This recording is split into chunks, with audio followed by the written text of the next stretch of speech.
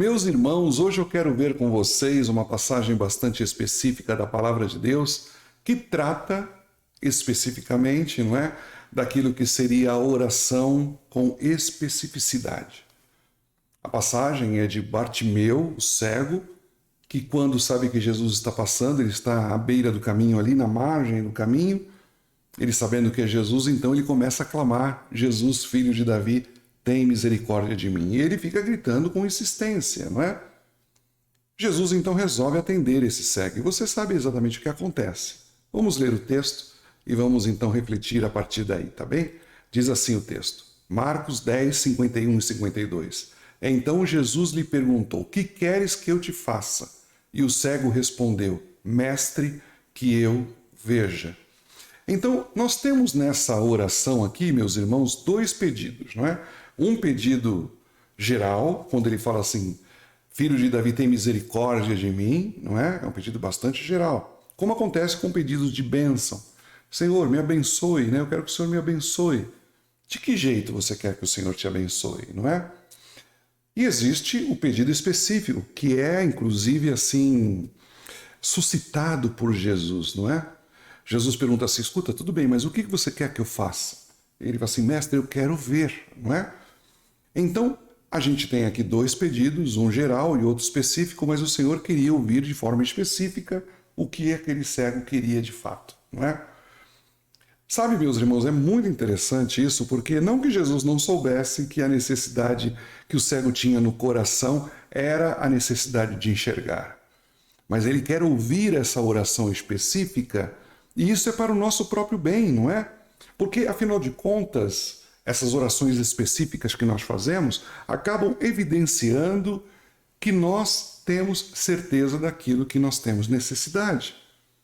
Sabe, às vezes é preciso você sondar bastante o seu coração. A necessidade que nós temos e é real e aqui Deus quer suprir, muitas vezes precisa sim de uma autoanálise mais aprofundada, sabe? Uma investigação mais cautelosa. A gente precisa ter um olhar mais introspectivo, mais acertado, não é? Porque nem sempre aquilo que nós queremos é aquilo que nós desejamos, ou nem sempre aquilo que nós desejamos é aquilo que nós queremos, não é? Porque, afinal de contas, existem centenas de pedidos gerais, não é? Que nem sempre é aquilo que nós queremos. Eu não sei se estou sendo claro com você, mas eu vou, à medida que eu for aqui explanando melhor, você vai entender também um pouco melhor também, não é? Então, muitas pessoas pedem misericórdia, mas nem sabem o que é isso, né? O que é misericórdia? O que seria, não é? Mas a pessoa pede, não é? Pede porque viu o outro pedindo, viu o outro falando, mas ele nem sabe exatamente o que é isso. Existem pessoas que pedem perdão por pecados, mas que pecado, não é? Onde foi que você ofendeu a Deus? Qual é o pecado que você especificamente precisa de perdão? Não é, Senhor, me perdoa de todos os meus pecados. Ok, qual pecado? Que pecado foi que você cometeu que você precisa do meu perdão? Não é? E existem aí inúmeras orações gerais, não é? Senhor, abençoa o movimento missionário no mundo, não é? Senhor, derrama do teu espírito no mundo inteiro. Eu creio assim que o Senhor ele quer começar com a necessidade que nós temos próximas a nós, né? O que queres que eu te faça? Sabe, todos nós temos o nosso raio de ação. Aquilo que nós de fato conhecemos porque está próximo de nós, acontecendo na nossa história, na nossa vida, com as pessoas que nós amamos, não é? Então é exatamente aí que deve estar também o nosso querer. Muitas vezes a gente se preocupa assim com uma lista de um monte de pedidos, não é? E a gente só olha o tamanho da lista. Às vezes seria mais interessante que você pegasse somente um só pedido e o Espírito Santo ali te movendo a orar por essa pessoa que talvez você de fato conheça, não é? Muitos dos nossos pedidos são feitos aí por irmãos, por pessoas, mas nós mesmos não conhecemos a pessoa pela qual nós estamos orando. Mas não é verdade que quando você conhece, existe mais sentimento, existe mais paixão nessa oração, existe mais envolvimento, não é? Sabe, o que será que Deus quer para essa pessoa por quem eu estou orando nesse momento? Se você conhecesse a pessoa, se ela estiver dentro do seu raio de ação, é muito mais fácil você orar de forma específica, não é? Também a gente precisa entender que o que eu desejo exatamente para essa pessoa, não é? Muitas vezes ela pode ter outras necessidades que eu espero que sejam atendidas primeiro.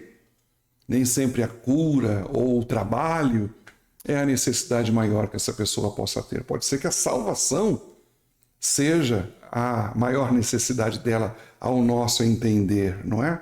Aquilo que o Espírito Santo nos toca. Então nós devemos orar exatamente ali, sabe? Às vezes a gente pensa que é pelo muito orar, né, uma lista enorme de pedidos que a gente vai ser atendido. E aí, quando nós terminamos de fazer todos esses pedidos todos, é bem possível que o Senhor olhe para nós e fale assim, ok, tudo bem, mas o que você quer que eu faça, não é? O que você quer que eu faça? E aí, meus irmãos, a gente tem que entender, não é? O que o Senhor está dizendo aqui para nós. Porque, afinal de contas, o que você quer nem sempre é o que você deseja, não é?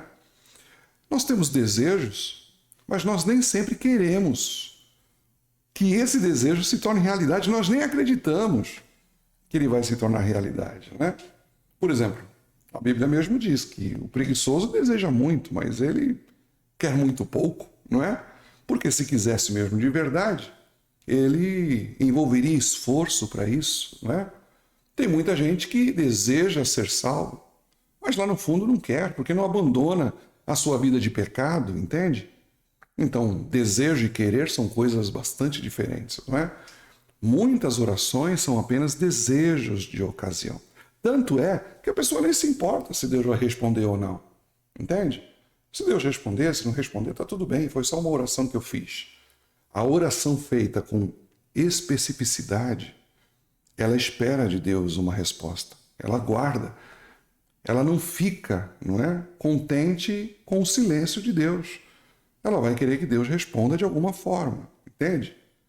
Alguém pode perguntar assim, mas pastor, será que não é melhor a gente colocar os nossos desejos diante de Deus e deixar que Deus decida?